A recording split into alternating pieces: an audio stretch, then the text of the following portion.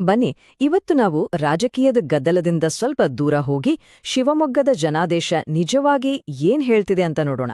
ಇದು ಕೇವಲ ಯಾರೋ ಗೆದ್ರು ಯಾರು ಸೋತ್ರು ಅನ್ನೋ ಲೆಕ್ಕಾಚಾರ ಅಲ್ಲ, ಬದಲಿಗೆ ಇಲ್ಲಿನ ಅಂಕಿ ಅಂಶಗಳು, ಈ ಮಣ್ಣು, ಇಲ್ಲಿನ ಜನ, ಇವೆಲ್ಲ ಹೇಳ್ತಿರುವ ನಿಜವಾದ ಕಥೆಯನ್ನ ಕೇಳೋಣ ಬನ್ನಿ. ಒಂದು ಮಾತು ಹೇಳ್ತಾರೆ, ಒಂದು ಜಾಗವನ್ನ ಅರ್ಥ ಮಾಡ್ಕೊಳ್ಬೇಕಂದ್ರೆ ಮೊದಲು ಆ ಮಣ್ಣಿನ ಮತ್ತು ಅಲ್ಲಿನ ಜನರ ಮಾತನ್ನ ಕೇಳ್ಬೇಕು ಅಂತ. ನೋಡಿ, ನಮ್ಮ ಇವತ್ತಿನ ಈ ವಿಶ್ಲೇಷಣೆಯ ತಿರುಳು ಕೂಡ ಇದೆ.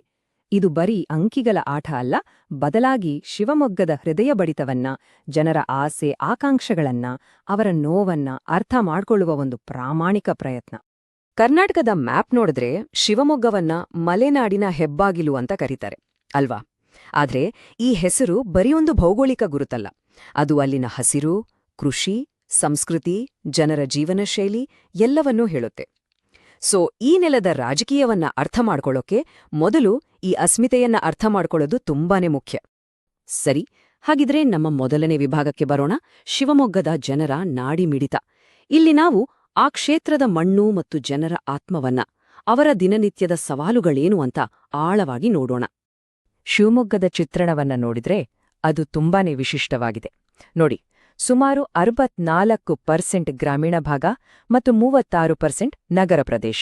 ಅಂದ್ರೆ ಏನು? ಪ್ರತಿ 3ರಲ್ಲಿ 2 ಹಳ್ಳಿಯವರು. ಒಂದ್ಕಡೆ ಕೃಷಿ ಆಧಾರಿತ ಜೀವನ, ತಲೆತಲಾಂತರದಿಂದ ಬಂದ ಸಂಪ್ರದಾಯಗಳು, ಇನ್ನೊಂದ್ಕಡೆ ಸಿಟಿಯ ವೇಗ, ಹೊಸ ಹೊಸ ಕನಸುಗಳು. ಈ ಎರಡರ ನಡುವಿನ ಸಮತೋಲನ, ಇದೇ ಆಡಳಿತಕ್ಕೆ ಒಂದು ದೊಡ್ಡ ಚಾಲೆಂಜ್. ಇನ್ನು ಇಲ್ಲಿನ ಸೋಷಿಯಲ್ ಸ್ಟ್ರಕ್ಚರ್ ಕಡೆ ಬಂದ್ರೆ ಅದು ಹಲವು ಸಮುದಾಯಗಳ ಒಂದು ಸಂಕೀರ್ಣವಾದ ಹೆಣಿಗೆ ಇದ್ದ ಹಾಗೆ. ಲಿಂಗಾಯತ ಸಮುದಾಯ ಪ್ರಬಲವಾಗಿದೆ, ಹಾಗೆಯೇ ಒಕ್ಕಲಿಗರು ಕೂಡ ಪ್ರಮುಖ ಕೃಷಿಕ ಸಮುದಾಯ. ಇದ್ರ ಜೊತೆಗೆ ಪರಿಶಿಷ್ಟ ಜಾತಿಗಳು ಸುಮಾರು 18.3%, ಪರಿಶಿಷ್ಟ ಪಂಗಡಗಳು 3.7% ಮತ್ತೆ ಮುಸ್ಲಿಂ ಜನಸಂಖ್ಯೆ ಸುಮಾರು 13% ಇದೆ. ಪ್ರತಿಯೊಂದು ಸಮುದಾಯಕ್ಕೂ ಅವರದೇ ಆದ ಕನಸುಗಳಿವೆ, ಅವರದೇ ಆದ ಸಮಸ್ಯೆಗಳಿವೆ ಅಲ್ವಾ? ನೋಡಿ, ಈ ನಂಬರ್ 30/100 ಇದೇನಿದು? ಇದು ಶಿವಮೊಗ್ಗದ development gap index score. Simple ಆಗಿ ಹೇಳಬೇಕು ಅಂದ್ರೆ 100 ಅಂದ್ರೆ ಅಭಿವೃದ್ಧಿಯಲ್ಲಿ ಅತಿ ಹೆಚ್ಚು ಕೊರತೆ ಇದೆ ಅಂತ. ಸೊ 30 ಅಂದ್ರೆ ಏನರ್ಥ? ಆಡಳಿತ ಕೊಟ್ಟ ಮಾತುಗಳಿಗೂ ಗ್ರೌಂಡ್ ರಿಯಾಲಿಟಿಗೂ ಇರೋ ಗ್ಯಾಪ್ ಅನ್ನ ಇದು ಸ್ಪಷ್ಟವಾಗಿ ತೋರಿಸುತ್ತೆ. ಹಾಗಿದ್ರೆ ಆ 30 ಪಾಯಿಂಟ್ಸ್ ಅನ್ನೋ ನಂಬರ್ ಹಿಂದೆ ಇರೋ ಜನರ ನಿಜವಾದ ಕಷ್ಟವಾದ್ರೂ ಏನು? ಅದು ವರ್ಷಾನುಗಟ್ಲೆ ಕಾಡ್ತಿರೋ ನೀರಿನ ಸಮಸ್ಯೆಯಲ್ಲಿ ಕಾಣುತ್ತೆ, ಹಾಳಾಗಿರೋ ರೋಡ್ಗಳಲ್ಲಿ ಓಡಾಡುವಾಗ ಅನುಭವಕ್ಕೆ ಬರುತ್ತೆ, ಮತ್ತು ಸರಿಯಾದ ಅವಕಾಶಗಳಿಲ್ದೆ ಕಂಗಾಲಾಗಿರೋ ಯುವಕರ ಕಣ್ಣುಗಳಲ್ಲಿ ಕಾಣುತ್ತೆ. ಇವು ಬರೀ ನಂಬರ್ಸ್ ಅಲ್ಲ, ಇವು ಶಿವಮೊಗ್ಗದ ಜನ ಪ್ರತಿದಿನ ಎದುರಿಸ್ತಿರುವ ನಿಜವಾದ ಸವಾಲುಗಳು. ಸರಿ, ಈಗ ಎರಡನೇ ಭಾಗಕ್ಕೆ ಹೋಗೋಣ, ಜನಾದೇಶದ ಡಿಕೋಡಿಂಗ್. ಜನರ ಈ ನಾಡಿಮುಡಿತ ವೋಟಿಂಗ್ ಮೆಷಿನ್ನಲ್ಲಿ ಹೇಗೆ ರಿಫ್ಲೆಕ್ಟ್ ಆಯ್ತೋ ಅಂತ ನೋಡೋಣ ಬನ್ನಿ. 2018ರಿಂದ 2023ರವರೆಗೆ ನೋಡಿದ್ರೆ ವೋಟ್ ಶೇರ್ನಲ್ಲಿ ಒಂದು ಕ್ಲಿಯರ್ ಚೇಂಜ್ ಕಾಣುತ್ತೆ. 2018ರಲ್ಲಿ ಬಿಜೆಪಿ 60.36% ವೋಟ್ಸ್ ತಗೊಂಡಿದ್ರೆ 2023ರಲ್ಲಿ ಅದು 53.66%ಗೆ ಇಳಿದಿದೆ. ಅದೇ ಟೈಮ್ನಲ್ಲಿ ಕಾಂಗ್ರೆಸ್ ವೋಟ್ ಶೇರ್ 33.61%ಇಂದ 38.27%ಗೆ ಜಾಸ್ತಿ ಆಗಿದೆ. ಇದು ನೋಡಕ ಸಂಘ ಬದಲಾವಣೆ ಅನಿಸಿದ್ರೂ ಇದರ ಹಿಂದಿರೋ ಮೆಸೇಜ್ ತುಂಬಾನೇ ಡೀಪ್ ಆಗಿದೆ. ಆ ಚೇಂಜನ್ನ ಇನ್ನಷ್ಟು ಪರ್ಫೆಕ್ಟ್ ಆಗಿ ನೋಡೋಣ. ಬಿಜೆಪಿಯ ವೋಟ್ ಶೇರ್ನಲ್ಲಿ ಸುಮಾರು 6.7% ಪಾಯಿಂಟ್ಸ್ ಡ್ರಾಪ್ ಆಗಿದೆ. ಅದೇ ಸಮಯದಲ್ಲಿ ಕಾಂಗ್ರೆಸ್ಗೆ ಸುಮಾರು 4.7% ಪಾಯಿಂಟ್ಸ್ ಗೇನ್ ಆಗಿದೆ. ಇದು ಜನಾದೇಶ ಬದಲಾಗ್ತಿದೆ ಅನ್ನೋದಕ್ಕೆ ಸ್ಪಷ್ಟವಾದ ಸಿಗ್ನಲ್. ಇನ್ನು ವಿಕ್ಟರಿ ಮಾರ್ಜಿನ್, ಅದು ಇನ್ನೊಂದು ಇಂಟ್ರೆಸ್ಟಿಂಗ್ ಕಥೆ ಹೇಳುತ್ತೆ. ನೋಡಿ, 2018ರಲ್ಲಿ 46,000ಕ್ಕಿಂತ ಹೆಚ್ಚು ವೋಟ್ಸ್ ಲೀಡಿತ್ತು. ಆದ್ರೆ 2023ರಲ್ಲಿ ಅದು 27,000ಕ್ಕೆ ಇಳಿದಿದೆ. ಹೌದು, ಇದು ಇನ್ನೂ ಒಂದು ಕಂಫರ್ಟಬಲ್ ವಿಕ್ಟರಿನೇ. ಆದ್ರೆ ವೋಟರ್ಸ್ನಲ್ಲಿ ಅಸಮಾಧಾನ ಇದೆ, ಏನಾದ್ರೂ ಬದಲಾವಣೆ ಬೇಕು ಅನ್ನೋ ಬಯಕೆ ಇದೆ ಅನ್ನೋದಕ್ಕೆ ಇದೊಂದು ದೊಡ್ಡ ಇಂಡಿಕೇಟರ್. ಹಾಗಿದ್ರೆ ಈ ನಂಬರ್ಸ್ ಮೂಲಕ ವೋಟರ್ಸ್ ಕಳಿಸಿದ 3 ಇಂಪಾರ್ಟೆಂಟ್ ಮೆಸೇಜ್ಗಳು ಏನು? 1, ಮೈಲ್ಡ್ ಆದ್ರೂ ಒಂದು ಕ್ಲಿಯರ್ ಆಂಟಿ ಇನ್ಕಂಬೆನ್ಸಿ ಇದೆ. 2, ವೆಲ್ಫೇರ್ ಫಟೀಗ್, ಅಂದ್ರೆ ಜನರಿಗೆ ಬರೀ ಫ್ರೀ ಸ್ಕೀಮ್ಗಳು ಸಾಕಾಗಿಲ್ಲ, ಬದಲಾಗಿ ತಮ್ಮ ಕಾಲ ಮೇಲೆ ತಾವು ನಿಲ್ಲೋಕೆ ಬೇಕಾದ ಗ್ರೋತ್ ಮತ್ತು ಅವಕಾಶಗಳನ್ನ ಕೇಳ್ತಿದ್ದಾರೆ. ಇನ್ನು 3ನೇದು ಇನ್ಫ್ರಾಸ್ಟ್ರಕ್ಚರ್ ಗ್ಯಾಪ್ ಬಗ್ಗೆ ತುಂಬಾನೇ ಫ್ರಸ್ಟ್ರೇಷನ್. ಸರಿ, ಈಗ ನಮ್ಮ ಅನಾಲಿಸಿಸ್ನ 3ನೇ ಸ್ಟೇಜ್ಗೆ ಹೋಗೋಣ, ಅನಾಟಮಿ ಆಫ್ ಅ ವೋಟ್. ಇಲ್ಲಿ ನಾವು ರಿಸಲ್ಟ್ ಹಿಂದಿರೋ ಪರ್ಸನಲ್ ಕಾರಣಗಳನ್ನು ಬಿಟ್ಟು ಸಿಸ್ಟಮ್ನ ಸ್ಟ್ರೆಂತ್ಸ್ ಮತ್ತು ವೀಕ್ನೆಸ್ಗಳನ್ನು ನೋಡೋಣ.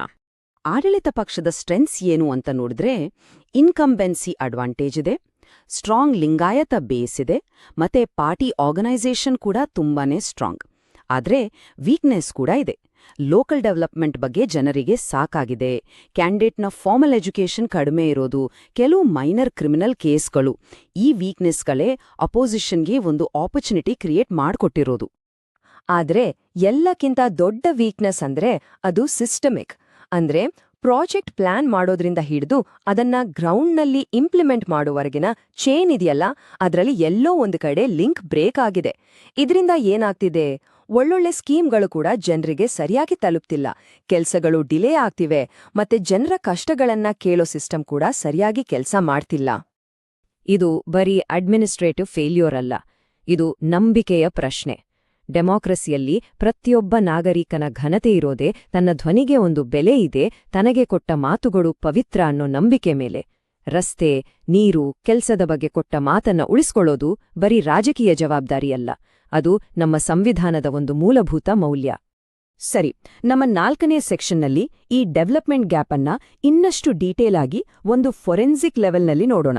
ಅಂದ್ರೆ ಕ್ಷೇತ್ರದ ಬೇರೆ ಬೇರೆ ಭಾಗಗಳಲ್ಲಿ ಜನರ ಮುಖ್ಯವಾದ ಸಮಸ್ಯೆಗಳು ಏನು ಅಂತ ಮ್ಯಾಪ್ ಮಾಡೋಣ.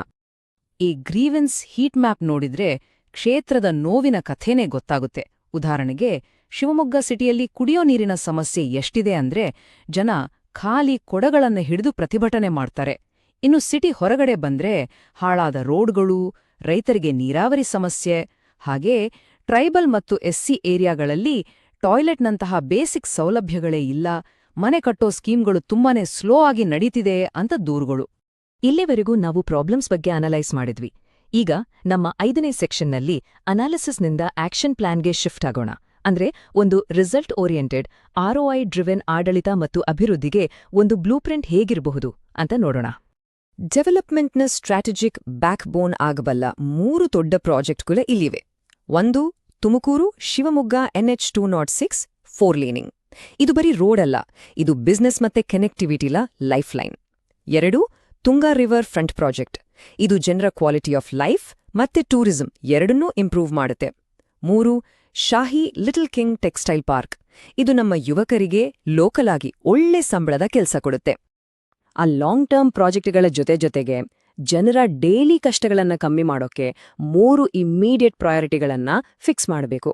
1, ಜಲ್ ಜೀವನ್ ಮಿಷನ್ ಅಡಿಯಲ್ಲಿ ಪ್ರತಿ ಮನೆಗೂ ಟ್ಯಾಪ್ ಕನೆಕ್ಷನ್ ಕೊಡೋದನ್ನ ಫಸ್ಟ್ ಟ್ರ್ಯಾಕ್ ಮಾಡೋದು. 2, PMGSY ಅಡಿಯಲ್ಲಿ ಬಾಕಿ ಉಳಿದಿರೋ ಎಲ್ಲಾ ಹಳ್ಳಿ ರೋಡ್ಗಳನ್ನ ಕಂಪ್ಲೀಟ್ ಮಾಡೋದು. ಮತ್ತು MGNRGAದಲ್ಲಿ ಟ್ರಾನ್ಸ್ಪರೆನ್ಸಿ ತಂದು ಜನರಿಗೆ ನಿಜವಾಗ್ಲೂ ಎಲ್ಲಿ ಕೆಲಸ ಬೇಕೋ ಅಲ್ಲೇ ಶುರು ಮಾಡೋದು.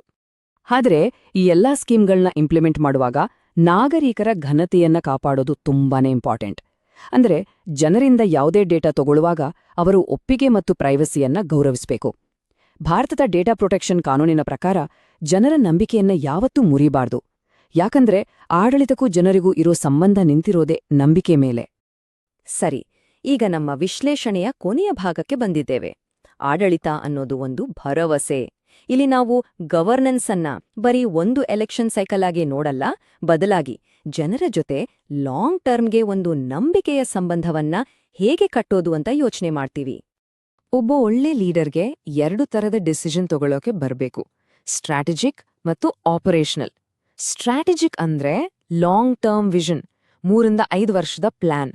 ಆಪರೇಷನಲ್ ಅಂದ್ರೆ ಡೈಲಿ ಕೆಲ್ಸಗಳು, ಇವತ್ತೇನ್ ಮಾಡ್ಬೇಕು ಅನ್ನೋದು. ಒಂದನ್ನ ಬಿಟ್ಟು ಇನ್ನೊಂದಕ್ಕೆ ಫೋಕಸ್ ಮಾಡಿದ್ರೆ ಸಿಸ್ಟಮ್ ಫೇಲ್ ಆಗುತ್ತೆ. 2ರಲ್ಲೂ ಬ್ಯಾಲೆನ್ಸ್ ಇರೋದು ತುಂಬಾನೇ ಮುಖ್ಯ. ಹೋಗೋ ಮುಂಚೆ ಒಂದು ಪ್ರಶ್ನೆ: ಜನರ ನಂಬಿಕೆಯನ್ನ ಬರೀ ಒಂದು ಎಲೆಕ್ಷನ್ಗೆ ಸೀಮಿತ ಮಾಡದೆ ದಿನದಿಂದ ದಿನಕ್ಕೆ, ವರ್ಷದಿಂದ ವರ್ಷಕ್ಕೆ ಅದನ್ನ ಅಳಿಯೋದು ಹೇಗೆ, ಕಟ್ಟೋದು ಹೇಗೆ ಮತ್ತು ಅದನ್ನ ಉಳಿಸ್ಕೊಳ್ಳೋದು ಹೇಗೆ? ಈ ಪ್ರಶ್ನೆಗೆ ಒಂದು ಪ್ರಾಮಾಣಿಕ ಉತ್ತರ ಹುಡುಕೋದ್ರಲ್ಲೇ ನಿಜವಾದ ಪ್ರಜಾಪ್ರಭುತ್ವದ ಸಕ್ಸೆಸ್ ಅಡಗಿದೆ.